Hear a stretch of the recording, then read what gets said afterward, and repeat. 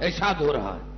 میں عرض کروں گا کراچی کا مجمع اس سے بڑھ کے مجھے اچھا مجمع نہیں ملے گا دنیا میں. اب میں آیت پڑھوں گا آپ کو یاد ہوگی سورۃ روم کی. فَأَقِمْ وَجْهَكَ لِلدِّينِ حنیفا فطرت اللہ التی فطر الناس علیہ. میرے حبیب اپنے چہرے کو تعارف کر دین حنیف کی طرف. یہ دین فطرت ہے جس پر ہر بچہ پیدا ہوتا ہے. دین فطرت، ہر بچہ پیدا ہوتا ہے دین فطرت پر. کل مولود یولد علی الفطرت الاسلام. ہر بچہ پیدا ہوتا ہے دین فطرت پر. پھر جو پالنے والے کا مذہب وہ بچے گا. ہر بچہ چاہے ہندو کے گھر میں ہو، چاہے کرسچن کے گھر میں ہو، چاہے یہودی کے گھر میں ہو، ہر بچہ ہوتا ہے دین فطرت پر. مجھے مسلمان سمجھائے یہ ہندو قرآن، اگر قرآن کی آیت نہ ہوتی تو آپ کو اعتراض کا موقع ملتا. یہ مجھے بتا کہ یہ ہندو کے گھر میں بچہ پیدا دین فطرت، یہ کیا؟ یہ ہندو کے گھر میں بچہ ہوا یہ دین فطرت کیا ہے؟ یہ ہے کیا؟ ہندو کے گھر میں بچہ پیدا ہوا اور پیدا ہوا ہے دین فطرت پر. فطرت تو بتاؤ نا، وہ فطرت تو بتاؤ، وہ دین کی فطرت تو بتاؤ. نوجوانوں، بزرگوں، یاد رکھیں جب بچہ پیدا ہوتا ہے تو اس کی 3 صفتیں ہوتی ہیں. یہ تینوں دین فطرت ہے. جب بچہ پیدا ہوتا ہے تو منہ کے بل آتا ہے. منہ کے بل یعنی بچہ آتے ہی سمجھاتا ہے کہ میرا کوئی خدا ہے جس کو میں سجدہ کر رہا ہوں.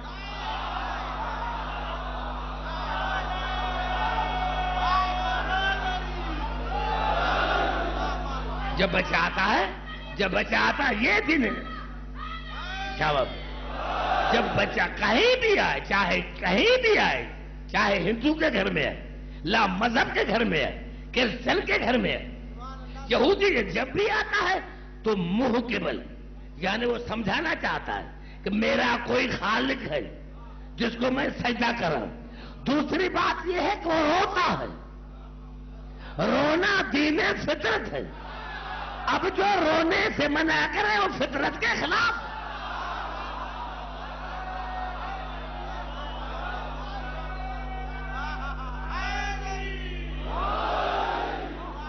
یہ دین فطرت ہے.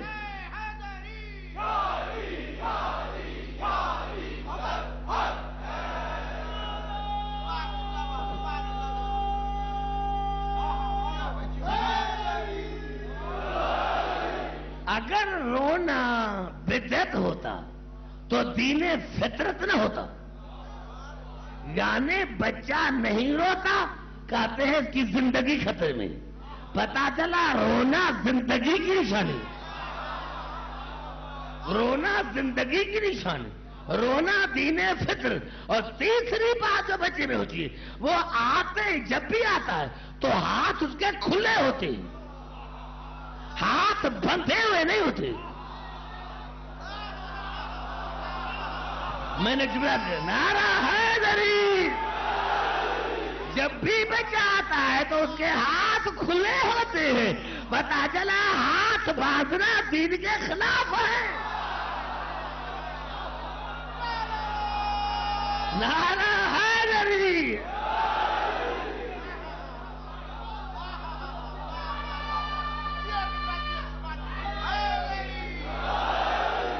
یہ دین فطرت ہے. یہ فطرت ہے. رونا دین فطرت ہے. ہاتھ کھولنا دین فطرت ہے.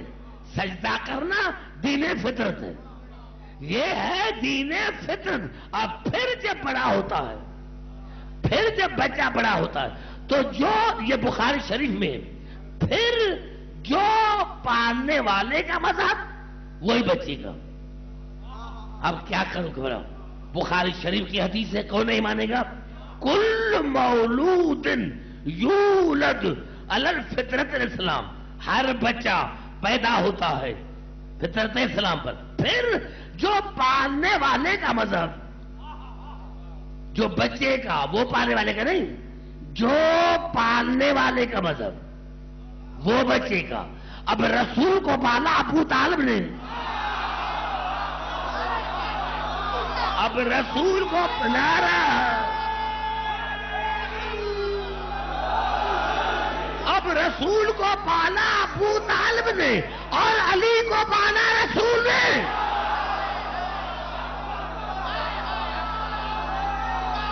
نعرہ حیدری! پتا چلا جو ابو طالب کا مذہب وہی رسول کا مذہب، اور جو رسول کا مذہب وہی علی کا مذہب۔ اب یہ کب مسلمان ہوئے؟ کب مسلمان ہوئے؟ نعرہ حیدری! توجہ چارن، جہاں جہاں میری آواز آ رہی،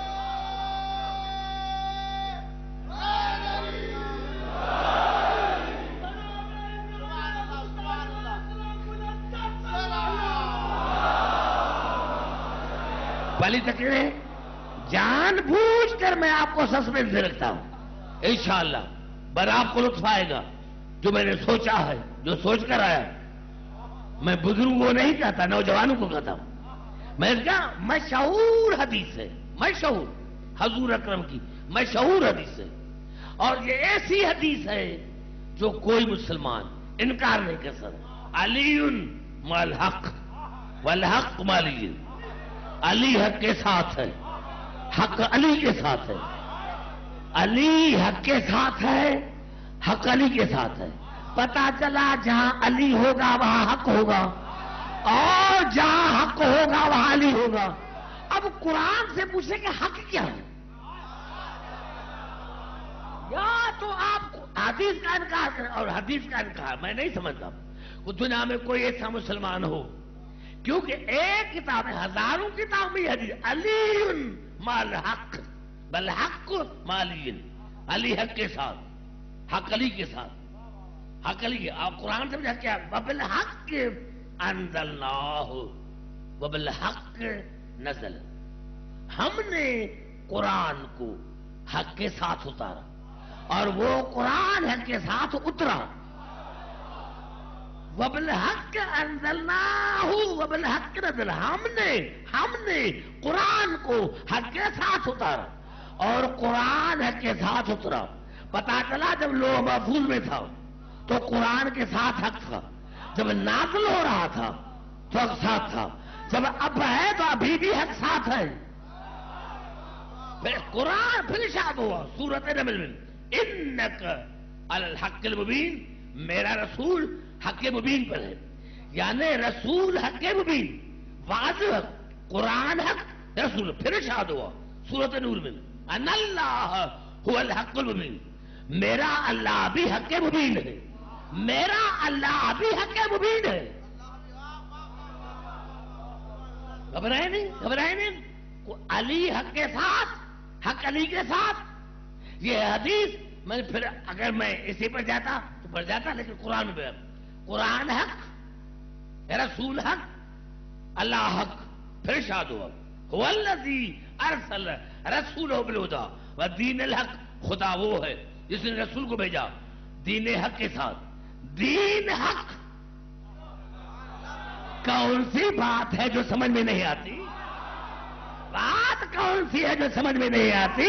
علی ہے حق کے ساتھ، حق ہے علی کے ساتھ، قرآن ہے حق، رسول ہے حق۔ ارے ساری دنیا کوشش کرتی ہے کہ خدا راضی ہو جائے، رسول راضی، یعنی ساری دنیا کی کوشش لگی رہتی ہے کہ خدا راضی ہو جائے، رسول ہو جائے۔ ارے خدا رسول ہے حق، یہ تو وہاں ملیں گے جہاں علی ہوگا۔ جہاں علی نہیں نعرہ حیدری، جہاں علی نہیں ہے وہاں نہ رسول ہے نہ خدا ہے، اور حق دین ہے۔ پتا چلا جہاں علی ہوگا وہاں دین ہوگا، جہاں دین ہوگا وہاں علی ہوگا، جہاں قرآن ہوگا وہاں علی ہوگا، جہاں علی ہوگا وہاں قرآن۔ پتا چلا جہاں علی نہیں ہے وہاں نہ تمہیں قرآن ملے گا، نہ رسول ملے گا، نہ خدا ملے گا، نہ دین ملے گا۔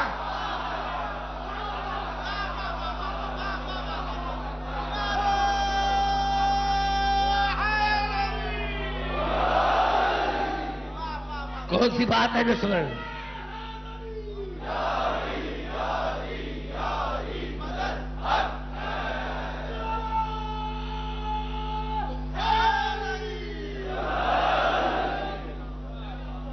کون سی بات ہے جو سمجھ نہیں آتی؟ بات کون سی ہے جو سمجھ میں نہیں آتی؟